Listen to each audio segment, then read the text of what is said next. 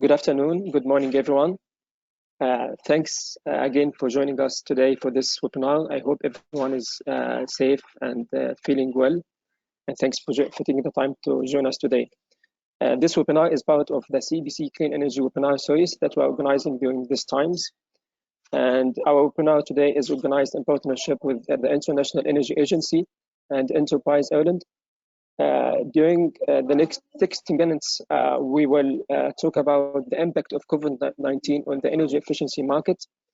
And we'll have our experts today are Brian Motherway, the head of energy efficiency at the International Energy Agency. We have also Graeme Sims, executive director of Dubai RSB. And we have Firas Obeido, the chief technology officer of Smart Automation Energy. I will start with a quick presentation about the Clean Energy Business Council. After this, we'll start our webinar. So I'll be very quick and short. So the Clean Energy Business Council, it's a non-profit organization. We are the permanent organization representing the clean energy sector in the MENA region. Our goal is actually to establish a dialogue between the public and the private sector, and also to promote the development of the regulations and policies in the region. So what we do as CBC, we are the key organization representing our members from the private sector. We work on behalf of our members to build partnerships, whether between the members and each other or between the members and the public sector. We also develop and present policy solutions in terms and the format of white papers, policy papers, in partnership with our member organizations. We claim to be the organization that provides the advocacy and thought leadership in the sector in the region. During the year, we host workshops, events, webinars like this one. We also publish reports, case studies, white papers, and market surveys. At CBC, we run a range of working groups focusing on few topics like future mobility, energy efficiency, and climate finance. We also have 2 programs on schools and women in clean energy.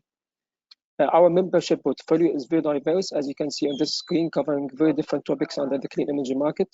We have over 120 members. We also work with different partners in the region and also international organizations.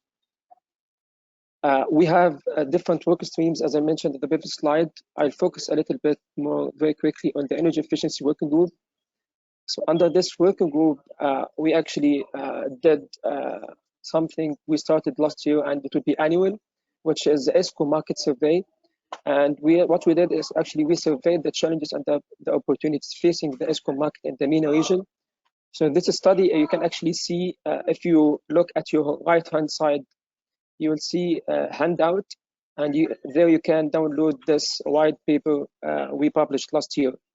If you can't manage to get it, just send me an email and I'll be happy to send it to you after the webinar. So this white paper you can see from last year, it answered some interesting questions like past and future investment by the ESCOs, the project revenue, and the challenges they are facing, and among different other questions. So we are currently working on the one for 2020, which will be published in September of this year. And the scope will be expanded to include Saudi Arabia as well. So these are some pictures from our last events. And hopefully we are looking forward to seeing you in person again after this pandemic sails out. Thanks again for listening. And before actually we start the webinar, I want to make sure a few notes. So we'll be taking questions at the end of the webinar after the presentations. So please make sure that you leave your questions at the right-hand side in the questions section. And also we will send out the webinar recording and also the slides after the webinar. So you don't have to worry about these. And if we couldn't answer all of the questions, we'll try our best to answer as much as we can. But if not, due to the limited time, we'll try our best to answer them after the webinar. So thanks again for joining us today. And now I'll hand it over to my colleague, Hushin, who will start the webinar. All yours, Hushin. Thank you, Ahmed. I'm delighted to be co-hosting our webinar today with the Clean Energy Business Council and the International Energy Agency. And for those of you who don't know Enterprise Ireland, we are the trade and innovation agency of the Government of Ireland. So we work with Irish companies to help them start, scale and expand their reach in international markets. I look after our clean technology portfolio for the Middle East and North Africa region. And Ahmed, if you wouldn't mind just switching to the next slide there, please.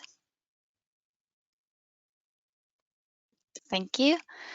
So we've seen demand for Irish clean tech grow continuously, with over 400 million euro in exports generated annually, specifically in the sectors of energy efficiency, smart grid, renewable energy and wastewater management. Enterprise Ireland developed an energy efficiency cluster in 2018, and over the last 3 years, we've been working with our clients and stakeholders in the Middle East region to build mutually profitable international business. Just very recently, we became an official member of the Clean Energy Business Council here in the UAE. And just want to extend my thanks to Ahmed and Sophie and all the team in the CBC for all the help that they've given to us so far. Now, before we get into it, we'd like to begin by launching a poll.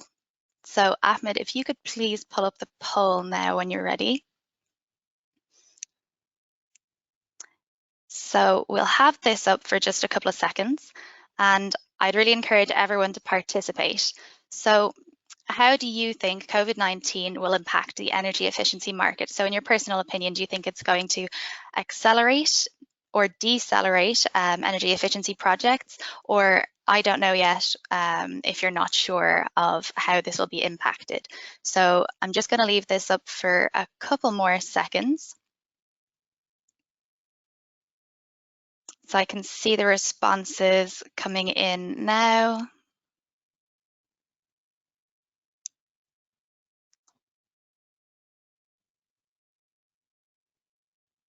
We'll just give it a couple more seconds there.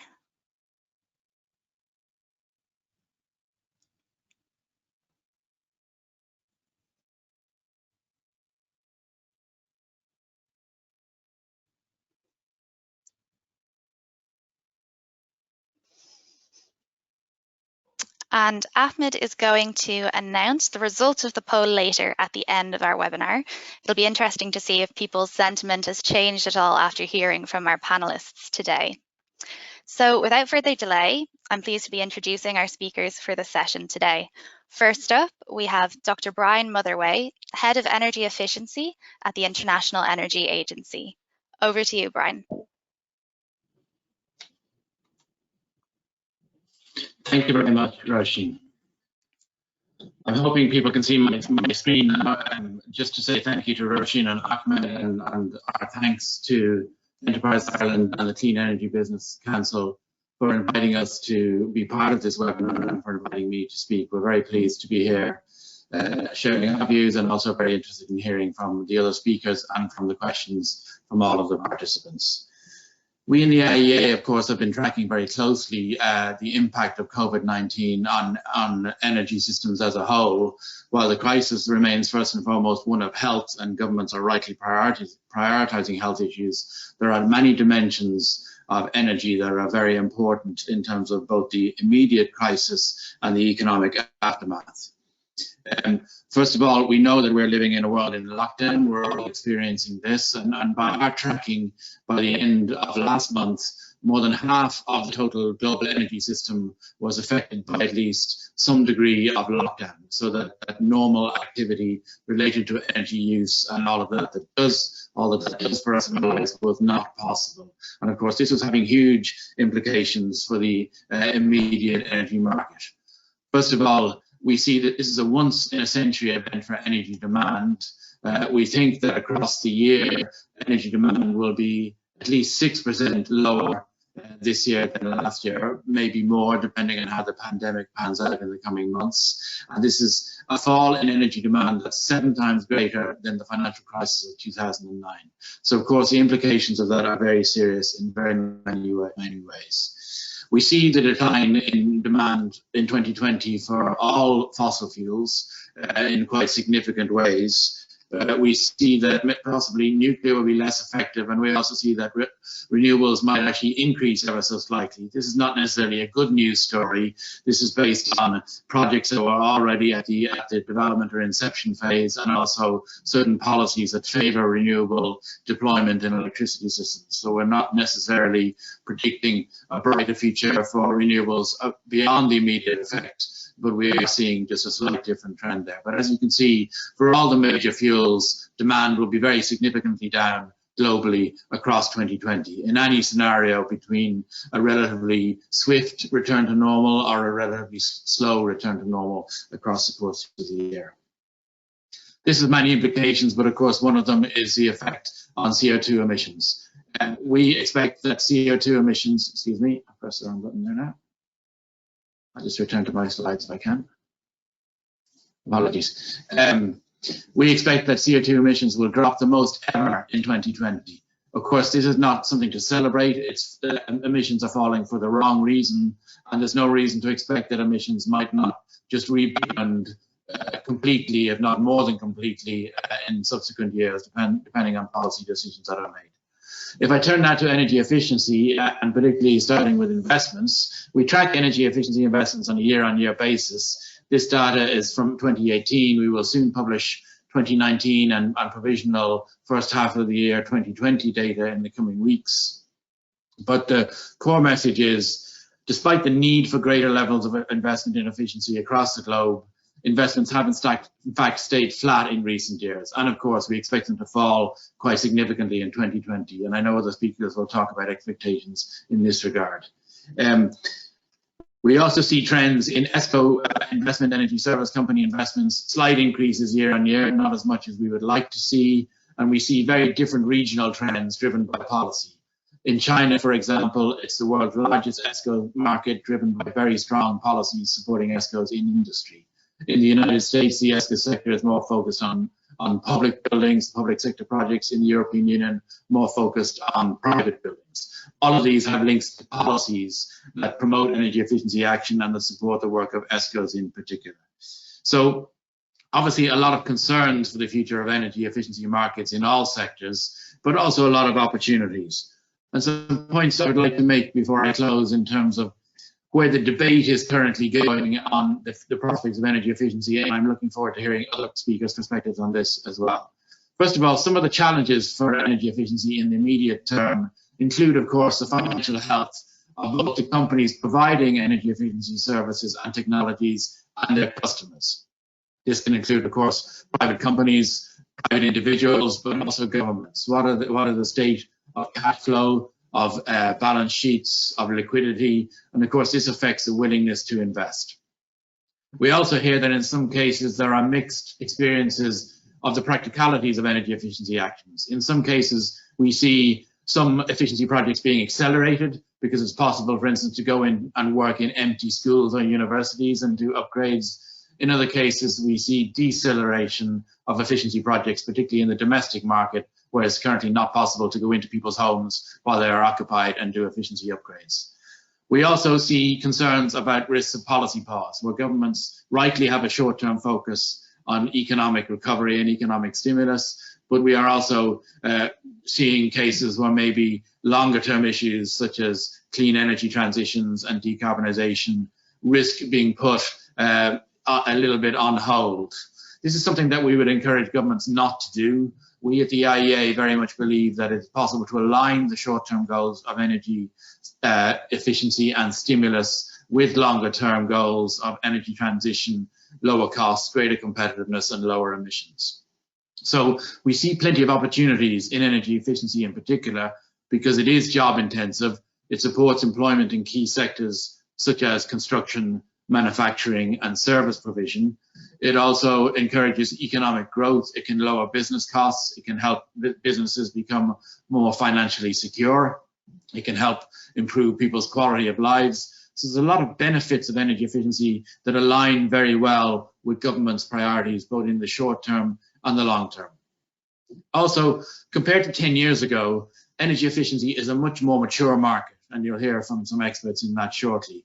The business models for energy service provision, energy performance contracting, the finance models for third-party investment and support are all so much more mature, well-known and well-trusted than they were a decade ago. That there are some very important opportunities for energy efficiency to play a very important role in economic stimulus and beyond because of its capability to deliver jobs, growth and clean energy benefits very quickly under a range of business and finance models.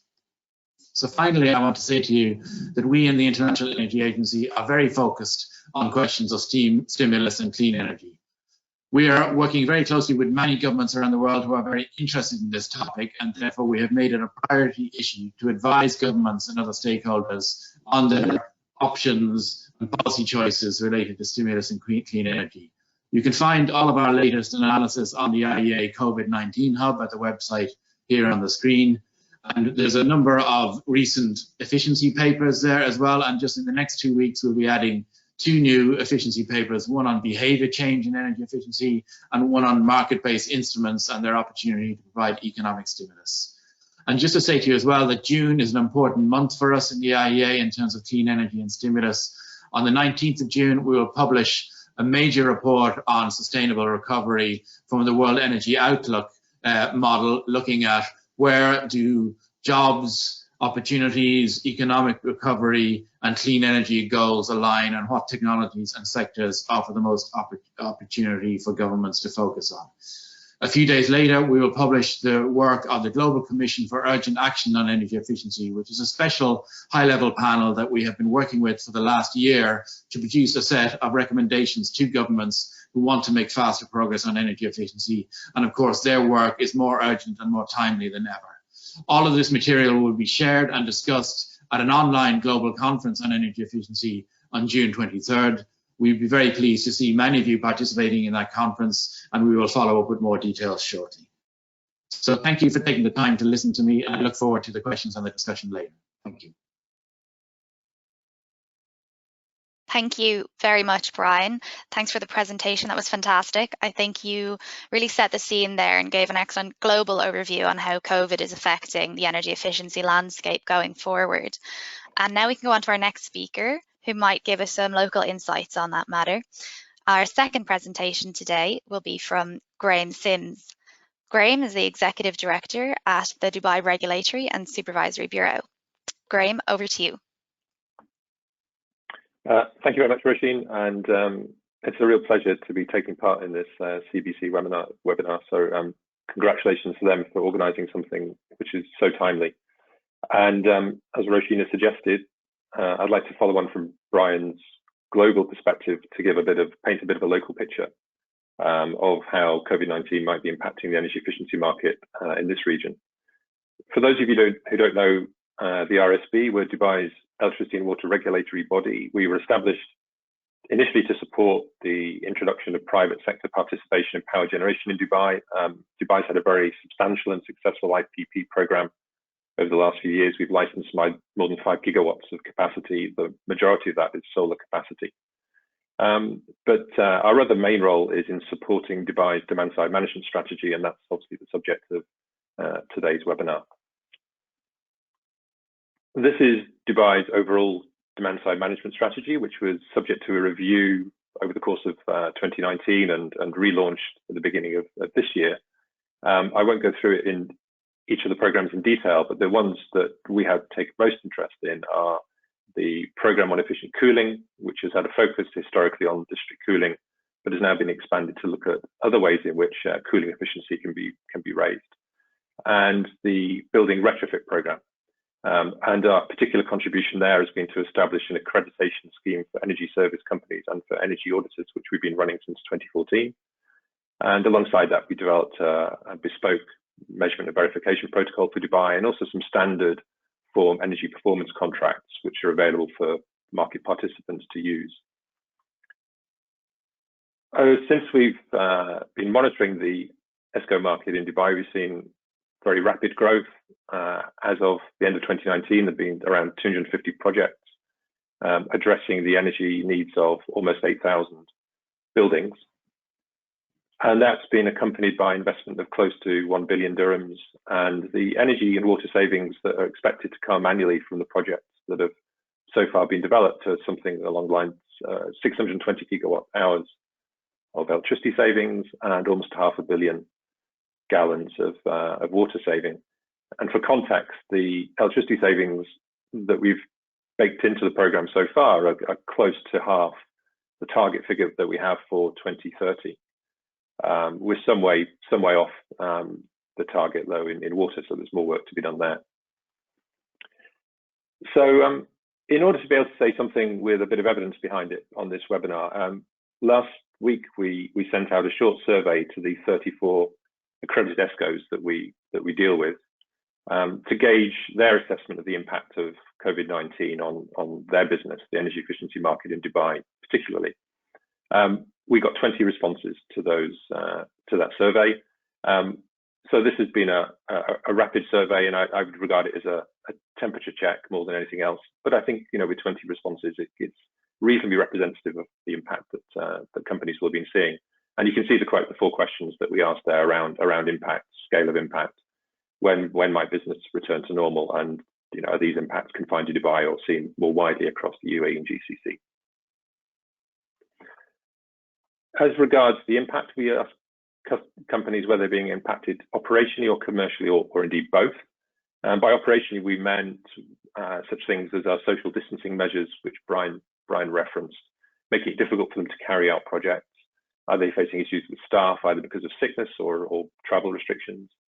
And you can see that the vast majority of companies reported that they are facing those sorts of operational challenges. We also asked them about commercial challenges, by which we meant our projects being either shelved or delayed, or do they foresee difficulty in collecting revenue that's due to them, and an even higher proportion facing those sorts of challenges. In terms of the impact, we asked them about the impact of the pandemic on their business in 2020 as a whole, and you can see that around 2/3 expect there to be a more than 20% reduction in revenue in this year as a result of the pandemic. And one has to assume that those responses, you know, in the 20% plus bracket, include some impacts which are significantly higher than 20%. Interestingly, though, there were a few companies who, you know, foresaw really quite modest impacts over the course of this year. The next question is about recovery, and I thought the responses here were relatively optimistic. Around 1/3 of companies expect the market to recover this year, and the bulk of the remainder are expected to recover in 2021, with only a small proportion expecting it will take longer than that for the market to get to back some sort of normality. And these impacts aren't, as you'd expect, they're not confined to Dubai. Not all of our ESCOs operate outside of the Dubai market. So assume from these figures that the impacts are really those seen by the companies that are active outside of Dubai, either across the UAE as a whole, or indeed in the GCC, where I know that a number of our ESCOs are active, particularly in the Saudi market. So I think the pattern is that what we're seeing in Dubai is likely to be and is being replicated across the wider Gulf region. Finally, I thought I'd offer my perspective on what we learned from the survey, and more generally, including from comments that the companies provided to us alongside the survey. I mean, there's no question that there are some serious clouds on the horizon, or headwinds, depending on the weather metaphor you prefer. The sort of GDP reductions which are being talked about for the first quarter of 2020 and the second quarter are literally without precedent. I haven't seen local figures, but in the UK, there have been estimates that GDP could fall by 35% in the second quarter because of the social distancing measures that are being put in place. Additionally, in this region, we've seen the dramatic reduction in demand for oil and gas, which is both reducing volumes and causing prices to collapse. And that's going to drain purchasing power from the region. And finally, those price reductions might also make the energy efficiency case harder to justify in the short term. There are some silver linings to this, and I think Brian referred to some of these as well. There could be further impetus to reduce energy price subsidies. That's what happened in the wake of the 2014 oil price reduction. So rather than low oil prices, rather high oil prices providing the incentive because of the opportunity cost of those subsidies, actually what it took was a fiscal hit in the form of lower fossil fuel prices to cause governments to reassess, the appropriateness of energy price subsidies. Businesses are going to have to focus on keeping their costs down, reducing operating costs in order to sustain their businesses through the crisis. And for many businesses, energy is a significant operating cost. One of the challenges with carrying out deep retrofits is doing that in operationally active premises. And it could be that there will be vacant facilities that are therefore available to be subject to deep retrofit activity. Perhaps on a more enduring basis, there's going to be a challenge to keep down the cost of office occupancy when it may be that for quite some time, full capacity office working will not be allowed. And I also think that there's going to be an increasing role for sensors and remote devices to continue to keep down the possibility of increased infection. So one can imagine light switches, taps, those sorts of things are highly likely to be increasingly automated over time to avoid the possibility of infection transmission. Thank you very much.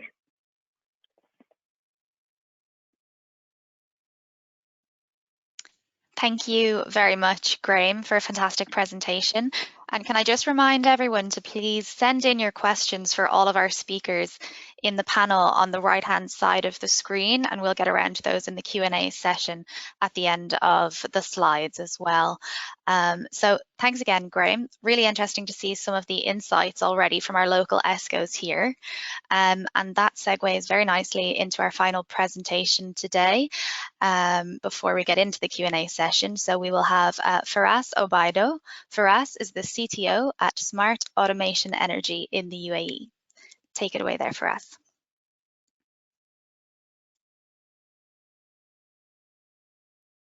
Can you unmute yourself there as well, Firas, before you get started? Thank you. Okay, thank you.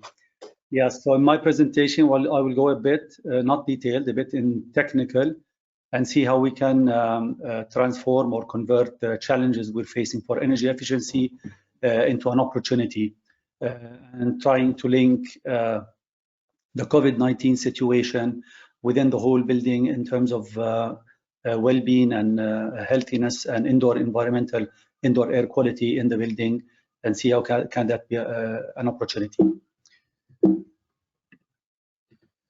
So as a case study, I took an energy efficiency retrofit project just to see how we can add value to a project that we've already done with regards to retrofit. So this project has already been implemented for around 2 years now.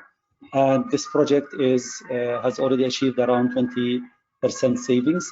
So the solution was more of having demand controlled ventilation and VAV controls and VFD controls on air handling units, as well as an intelligent platform that will do building analytics. And the breakdown of the savings is already shown, and energy consumption. So the main challenge actually was the high energy bill, as well as the temperature fluctuations that were causing human discomfort. Because there was also another project which was related to delta T. So we managed also to increase the delta T and make it above 9 degrees, and as well prevent the customer paying penalties that used to be paid. So on the intelligent building analytics platform, so we installed an adaptive energy model, and this adaptive energy model was needed to be able to learn the building's thermal characteristics, create an energy thermal model for the building, and to try to adapt the changes in the space usage and the building envelope over time. After that, a forecast was done. So once the energy model was created, a forecast was done, and we've added weather forecasts. So we'll be able to predict the energy consumption, and based on that, we'll be able to see if we are meeting the actual energy consumption, not only on a daily basis, even on an hourly basis. Then the optimization of the BMS or the actuation part happened. So with the forecast and with the energy model that was in place, continuous optimization was done, and mainly to the set points. So we were able to do dynamic changes of supply air temperature, supply air static pressures, as well as zone air temperatures, again on an hourly basis. And the variable parameters is everything related to settings that the operator can change to make sure that we meet comfort conditions and increase the comfort performance, at the same time meeting the energy efficiency goals that we need. All of that at the end was put onto dashboards and reports to the customer that included the historical performance as well as any recommendations for continuous improvement. So this is one slide that shows what happened in terms of savings, expected savings, and actual savings. So we made 8.6 savings in energy through the energy efficiency project, and that was the expected for that month. That was April 2019. And comparing that, looking at our energy efficiency project, as well as what happened during the month of April, because the building was not occupied. So all the green lines show the energy savings that were achieved already in the building, or let's say the energy bill reduction. So a combination, because we had an adaptive system, AHUs started going on and off and going on to minimum speeds because there was no requirements for fresh air or for temperature control. So all the green lines are showing that the energy savings that were achieved were around 36%. This shows 1 week, so we took from the 29th of April till the 6th of May, and we've seen also around 36% increase comparison between the model, what we predicted to save, and what was the actual savings. This gives a summary of what as total comparison between April 2019 and April 2020, and showed a percentage reduction of 30% because the building was on low occupancy or no occupancy due to the lockdown of COVID-19. Just a bit again on the challenge that we face within the building environment. So to give a bit of an explanation, maybe some of you already know this, and lots of people are starting to read more and more. So the infection that's happening from the virus and the modes of transmission are three. So we have the contact, which comes directly from the infected person to the susceptible host. And then we have the droplets that might travel.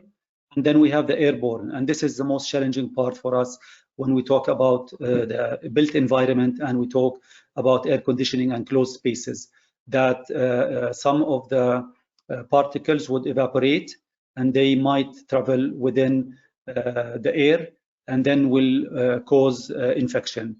So for the airborne transmission, this is where normally the particles will have dimensions less than 10 micrometer. And if a particle has a dimension less than 10 micrometer, then it will not fall down by gravity. It will be held by the particles, by the air, and it can travel and it can stay between 3 and maybe sometimes up to 5 hours within the space. So this puts demand on that we need to decrease the concentration of these particles by providing more fresh air and providing ventilation continuously to the space to eliminate the effect. Another thing is the demand control ventilation part. So with the demand control ventilation, this is a normal energy conservation measure that we do in a building. And with this type of measure, we normally reduce the amount of fresh air coming to the building, depending on the number of people, which is actually reflected by CO2 sensors installed in the building. And within the COVID-19, it's recommended to go to full fresh air and maximize the ventilation required. But at the same time, there are sensors that measure the particulate matter, which are PM, there are PM 2.5 and PM 10, that will be able to detect if the zone itself has particles that are low that might be a source of virus.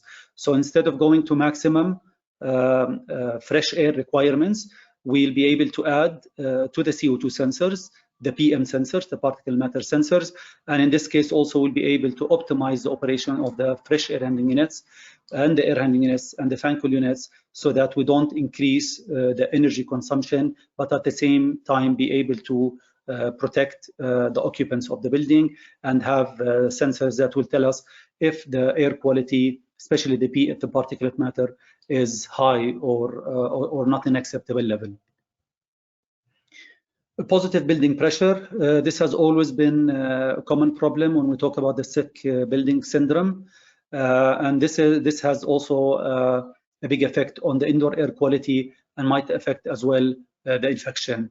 So normally with positive building pressure, we have infiltration, so we have air that's moving from outside to inside. This is affecting the temperature, relative humidity, the air movement, and the occupant activity altogether. So if we're able to do full tightness and air tightness of the building where we don't have leaks, this will again have a better effect on the indoor air quality inside the building, and will enable us to reduce the amount of fresh air that's required to enter, or even the amount of cooling that we need to provide to the building. Continuous commissioning is also required, at least every 3 years to 5 years, to do a testing and balancing and continuous recommissioning of the building. And of course, having sensors for pressure in the building to make sure that these buildings are always in positive pressure, and we get alarms if there's any leak happening in the building. So the key takeaways that we would take, and as we said, we want to convert the challenge that we have into an opportunity. We've seen from the project, from the case study, that because we had an adaptive energy model and advanced building analytics, we were able to intelligently predict, and we're able to as well optimize the operation of the air handling units and the fans inside the building during the COVID-19 situation. The demand control ventilation, which we already have in place, by adding few sensors related to particulate matter, will be able still to do demand control ventilation and optimize the operation of the fans and the AHUs, and make sure that we don't get occupants infected, or reduce or eliminate the infection rate. Positive building pressure is another thing that we can do, and take care of this whole sick building syndrome in the building. And the virus transmission modes that we've seen that the airborne has also an effect on transmitting the virus, not only the droplets and the contact. And the energy efficiency and indoor air quality, they work line in line together. So even before the whole COVID-19 situation, we had indoor air quality was always part of the energy efficiency measures that we do inside buildings, to make sure that whatever we do in terms of energy efficiency, we don't affect the healthiness and the well-being of the occupants. Thank you very much for your listening.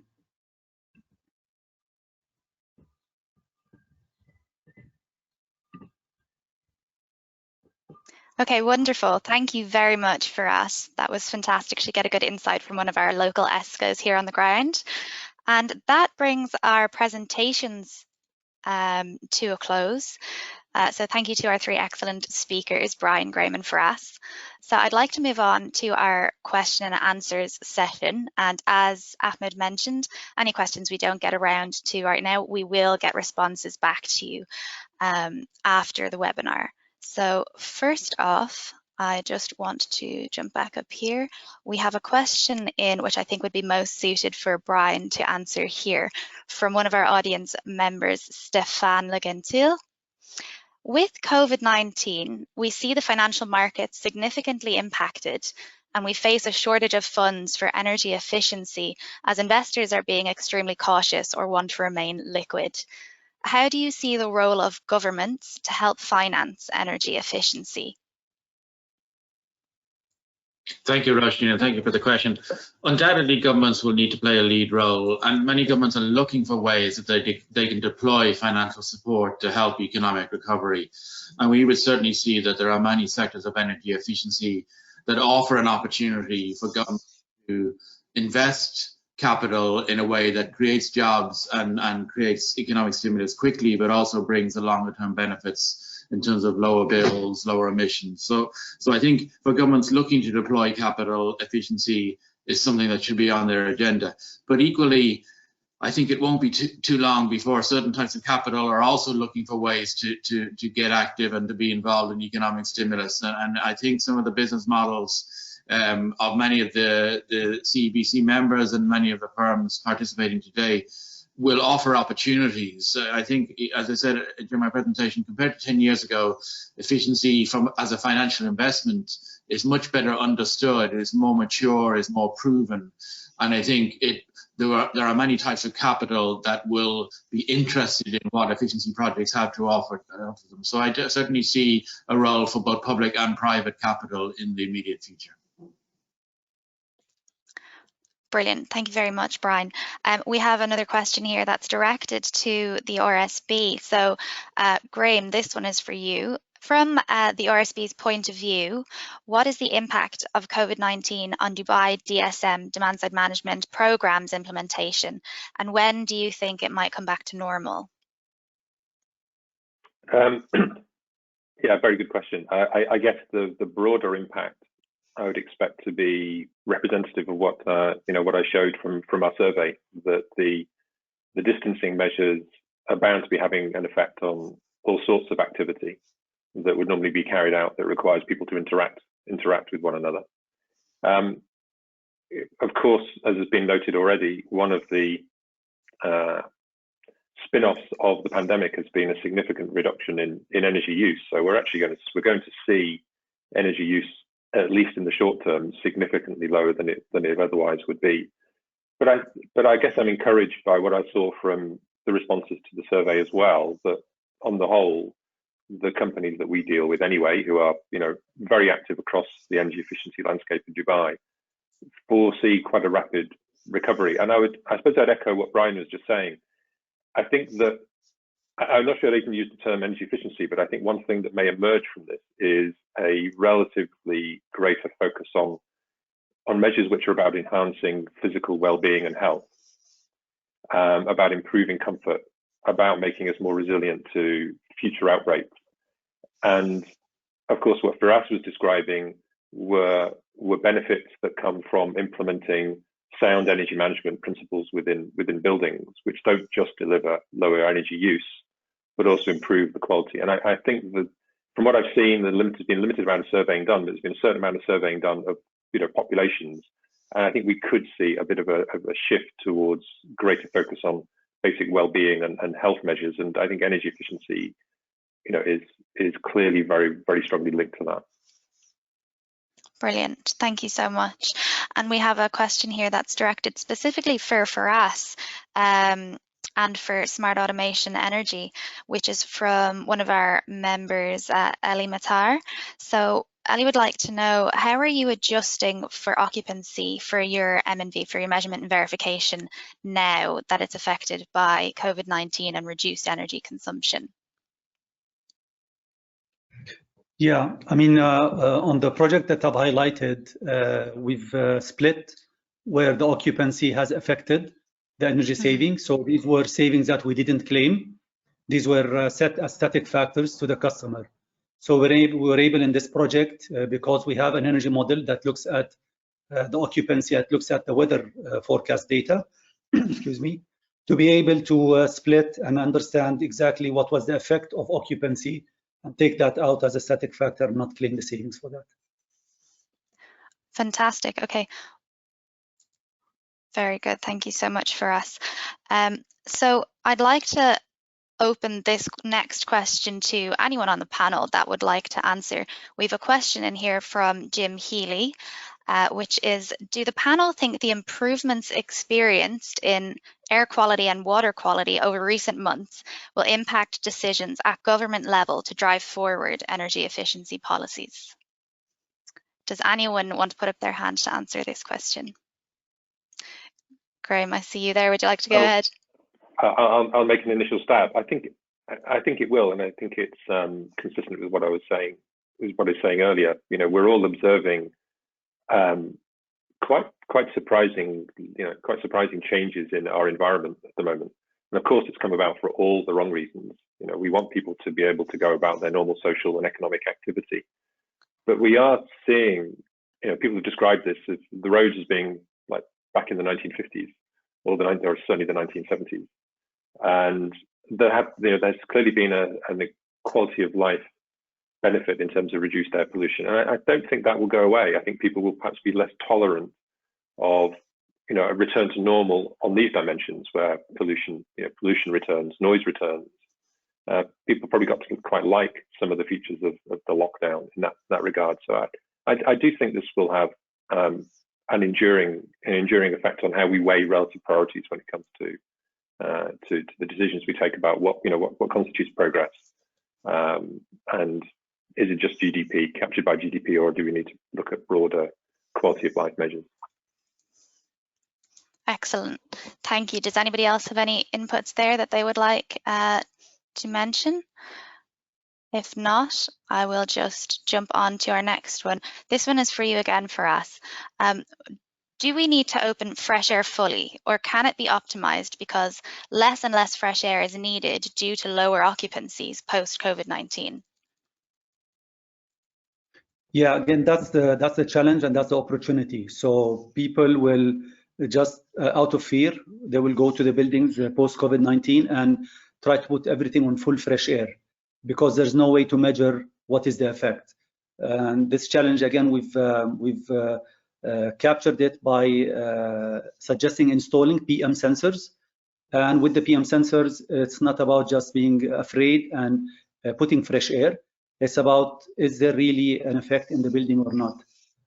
So fresh air doesn't have to be on full, even if the building is at 50 or 20 or 30%, but because we don't have yet enough information about the occupancy, now we can add sensors, we can add count sensors that will count the number of people coming to the building, and based on that dynamically change the fresh air requirements. But at least if we have the PM sensors, we'll start to be able to doing demand control ventilation and reduce the fresh air regardless of how many people are inside the building, to make sure that it is well maintained in terms of health and in terms of well-being. Thank you very much. Very detailed answer from you there for us. I had a question here that flashed past me that I thought was quite interesting. With cheap energy prices and businesses under stress, is it not easier for organizations to postpone energy efficiency decisions to a later date? This one's open to everyone, but I think maybe Brian, if you've got some specific insights on that, we'd love to hear them. I think that's certainly a risk, and I think firms are under a lot of pressures, and it's understandable that decision making will change, and that can't be in any way faulted. But I think for other firms, there will be opportunities that we've mentioned a couple of times. Some buildings are not occupied, or some manufacturing facilities are not at full production. These are opportunities to install measures that will deliver long-term benefits. And as has already been said as well, a lot of firms, once they start to recover, will be thinking about their long-term competitiveness and resilience, and will be hoping to make themselves more resilient, lower their cost base, lower their dependence on energy inputs, and efficiency can offer all those opportunities. But of course, it all depends on having either the capital space or the headspace, if I can call it that, to take these decisions in the midst of a crisis, and firms find themselves in very different situations. So certainly I think we will see quite mixed responses, certainly in the short term, but I'm optimistic that as things return somewhat to normal, efficiency can contribute to a lot of the goals I and my fellow panelists are referring to here, and a lot of the benefits that may accrue. Thank you very much, Brian. And I just had another question there about energy auditing. Do you think that virtual energy auditing and solutions might be a better option than conventional auditing post COVID-19 for clients? That one might be a good one for you, Firas. What do you think? Yeah, virtual energy auditing is a challenge because it's not accurate. It is. And it could be an option if we want to reduce the number of people entering the buildings, and that might have an effect. And this can be done virtually, but the challenge is about the accuracy. Okay, thank you. And I know we might be running out of time here, but I'd like to squeeze in one more question here. And I have it for Brian as well, I think. And this question is from Ashu Gupta. Why do you think there's still not enough incentives available in developing countries for energy efficiency? What do you think are the main barriers for developing countries?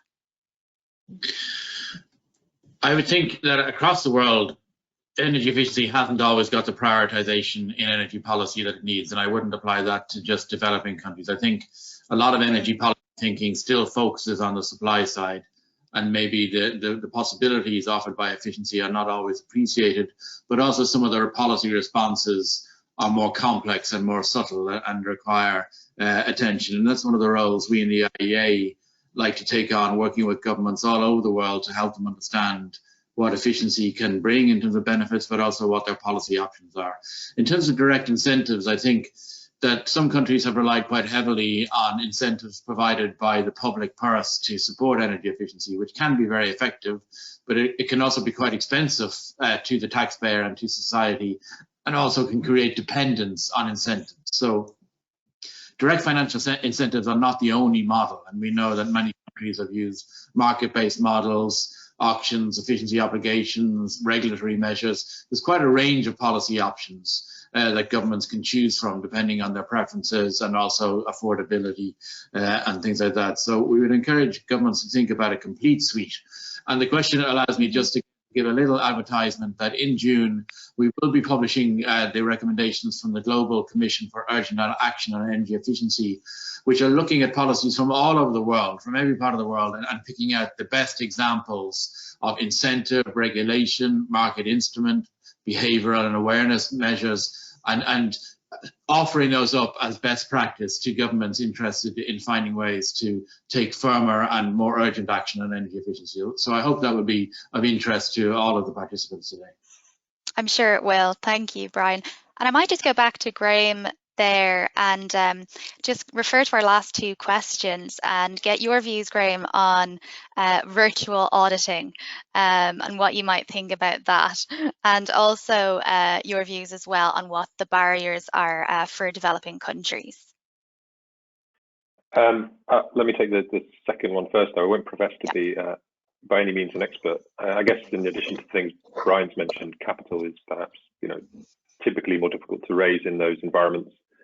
And I guess many of those countries are also characterized by actually very low levels of energy use, and the priority probably is getting basic energy needs satisfied in countries where even having the electricity to charge your mobile phone can be a challenge. The virtual energy audit. I think there probably are technologies out there. I mean, I've heard, for instance, that there are technologies which would allow you to very rapidly survey buildings. So when you want to calculate building sizes, that sort of thing can be automated. I suspect, though, within a fairly short period of time, we're simply going to have the physical capacity, to work safely in all sorts of environments, and we're going to have to, we may find ourselves wearing face masks routinely in the same way that we've been used to seeing that in the Far East, and looking at it in slightly quizzically, but that may just become a fact of life if you're going to be in a confined public, relatively confined public space. So I think we'll need to go back to many ways of working, of working effectively in contact with other people and moving around, our built environments, before too long. Brilliant. Thank you very much, Graeme.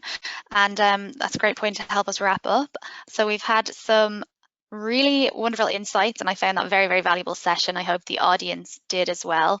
Thank you very much to our three speakers, Brian, Graeme and Firas. I'd like to just hand back over to Ahmed now to close out our session and to give us the results of the poll that we did at the beginning of the webinar. Thank you. Thank you very much, Roisin, Dr. Brian, Graeme, and Firas. Very interesting discussions. I really learned a lot.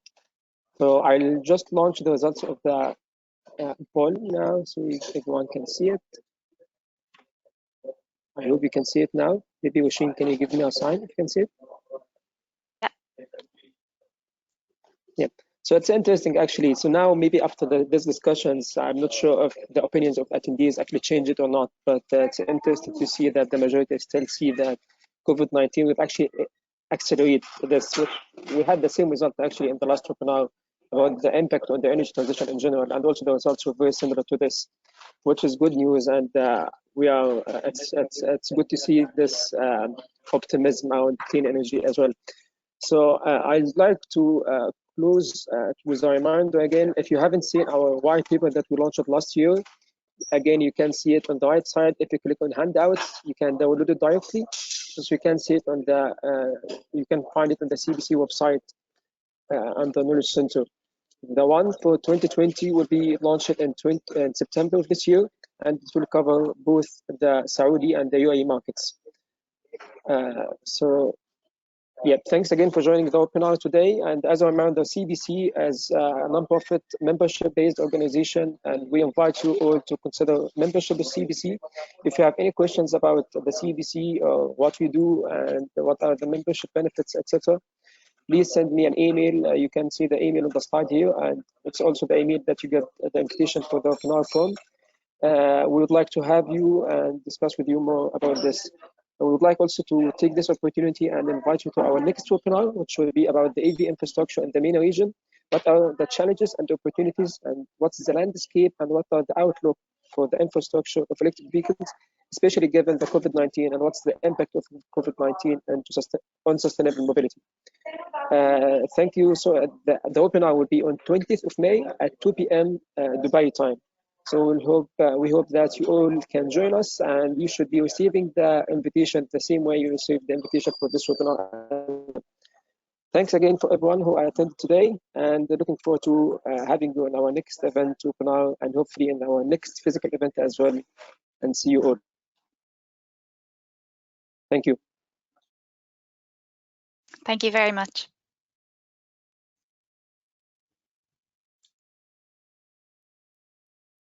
Thank you.